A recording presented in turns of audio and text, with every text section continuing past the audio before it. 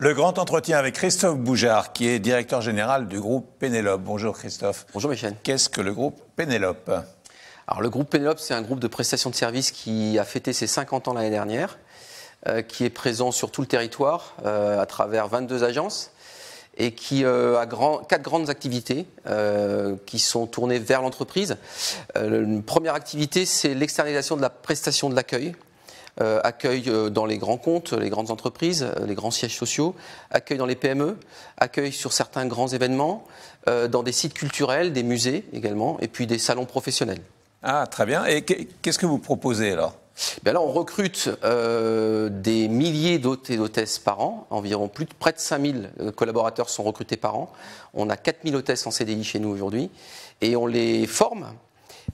On les accompagne aussi, on essaye de faire avec eux un bout de chemin le plus long possible parce qu'on a une vraie croyance en la promotion interne. Donc des personnes qui commencent chez nous comme hôtesses ou animateurs peuvent ensuite évoluer vers des postes d'encadrement. Par exemple, on a des directrices de région qui ont commencé par le terrain il y a 20 ans comme hôtesse dans une entreprise cliente. Alors vous m'avez donné les grandes lignes de vos activités, est-ce que vous pouvez les détailler ? Alors ça, c'était le premier métier. On a un deuxième grand métier qui est le marketing terrain.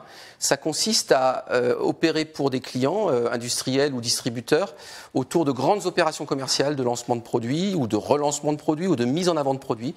Ça recouvre du merchandising, de l'animation en magasin, de la dégustation, des choses comme ça, et puis de la force de vente externalisée, supplétive. Ça, c'est le deuxième grand métier. Et puis à côté de ça, on a 2 métiers complémentaires. Le télémarketing, on dispose en France de 2 plateaux de centres d'appel, un à Lorient, un à Paris. On a un dernier pôle d'activité, plus petit mais qui est très complémentaire, c'est un pôle RH, puisque à travers toutes ces activités, on a une grosse capacité de recrutement et de formation. Et ce savoir-faire, on peut le mettre à disposition de nos clients pour leur recruter des ressources ou pour former des collaborateurs. Comment êtes-vous devenu leader des métiers d'accueil ?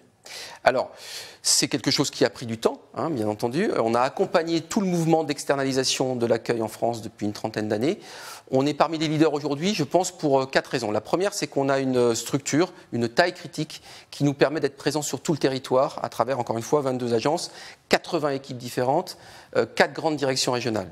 Et ça nous donne une assise et une proximité locale qui est assez intéressante.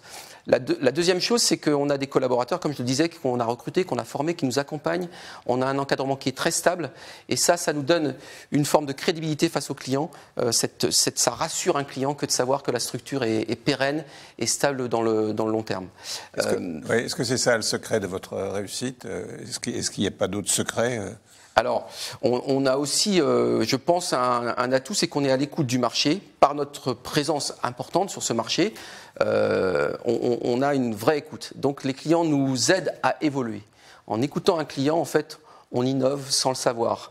Il nous demande des choses et on répond à ce besoin. Et à ce moment-là, on est amené à innover. Par exemple, l'accueil traditionnel qui existe encore, c'est un accueil derrière un desk de réception. On en a encore beaucoup, bien entendu. Mais de plus en plus, les clients veulent un accueil dynamique. Donc, nos hôtesses, maintenant, passent de l'autre côté, vont à la rencontre du visiteur ou du résident et, avec une tablette, le font rentrer dans l'espace, non plus derrière un desk, mais de façon beaucoup plus proactive. Voilà un exemple d'innovation. Ça, c'est le troisième axe. Il y a un dernier axe qui est la spécialisation, l'hyper-segmentation de nos offres. C'est-à-dire que vous ne pouvez pas faire une prestation d'accueil pour une étude notariale comme vous le faites pour une concession automobile. Les besoins sont radicalement différents. Donc nos offres sont extrêmement adaptées aux différentes typologies de clientèle. Alors on va voir les chiffres du groupe Pénélope avec Virginie Mas et on se retrouve juste après. Créé en 1971, le groupe Pénélope, l'un des leaders français des métiers de l'accueil, a accompagné plus de 2300 clients. Aujourd'hui, le groupe emploie plus de 4000 hôtes et hôtesses et 7000 animateurs et animatrices commerciaux. Pour répondre aux besoins des entreprises et pour être au plus près des clients, le groupe Pénélope possède 22 agences réparties sur l'ensemble du territoire national et 4 directions régionales. Enfin, en 2021, le groupe Pénélope a réalisé un chiffre d'affaires de 140 millions d'euros. Alors le nombre de clients que vous avez, c'est colossal, 2300 clients ? 2300 clients, oui. 2300 clients, un chiffre d'affaires de 140 millions. 140 millions d'euros, 2300 clients, 4000 hôtes et hôtesses, environ 7000 animateurs, animatrices et près de 5000 recrutements par an. Quels sont les avantages de faire appel à vous ? Alors, les clients qui font appel à nous, ils ont 3 objectifs. Le premier, c'est de confier leur accueil ou leur marketing opérationnel terrain à un vrai professionnel qui connaît ça, qui fait ça toute la journée et qui s'appelle Pénélope.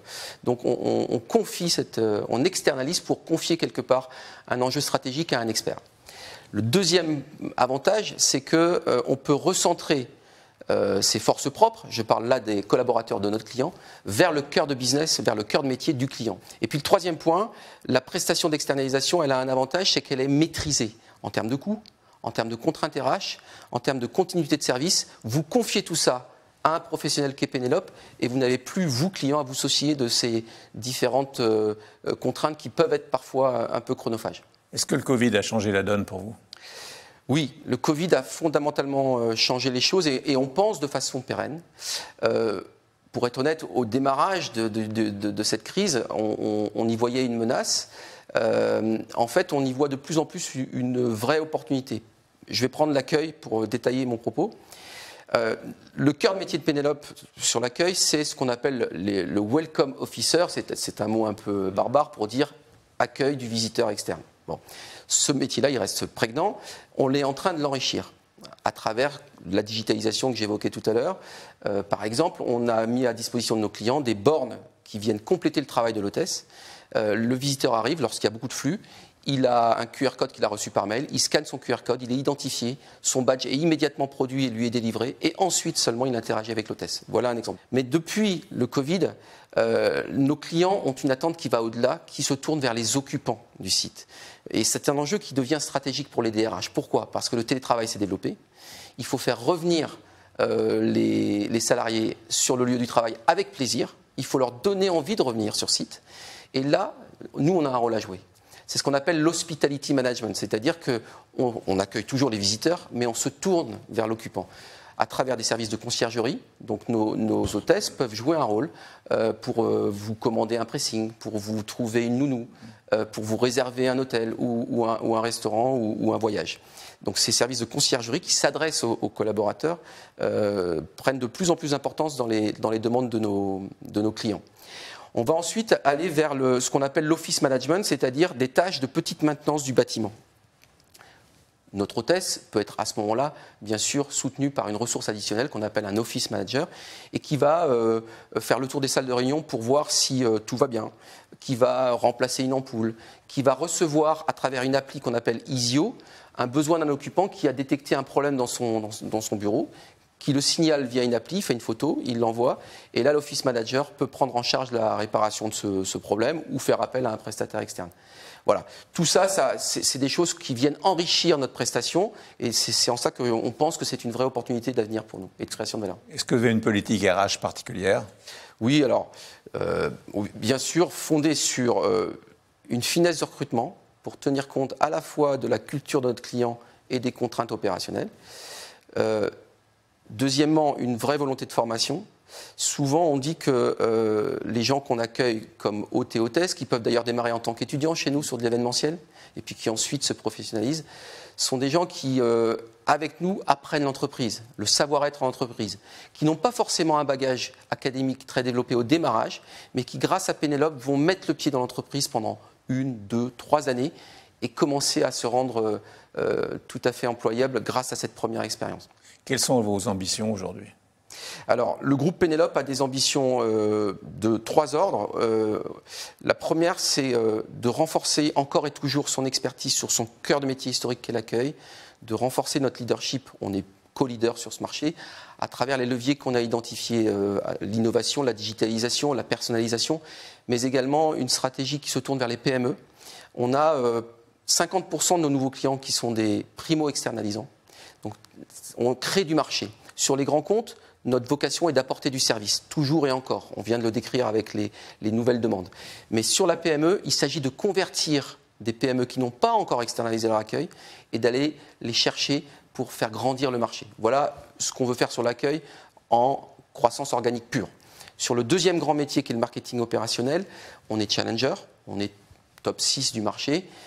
L'objectif, c'est de rentrer dans le premier tiercé Et ça passera par une croissance externe probablement sur ce deuxième grand pôle d'activité.